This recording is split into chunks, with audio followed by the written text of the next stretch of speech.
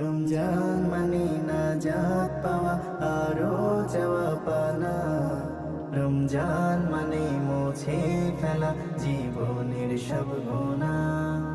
রমজান মানে নাজাত পাওয়া আরো যাওয়া পানা।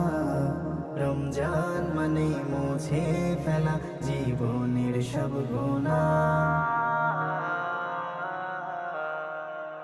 রমজান মানে মুমিনের ঘর, রহম বহমান। জিকির রবে শুদ্ধ দিলে দূরে রবে শয়তান। রমজান মানে মুমিনের ঘর, রহম বহমান। জিকির রবে শুদ্ধ দিলে দূরে রবে শয়তান। রমজান মানে কুরআন পড়ে প্রভুর কথা জানা।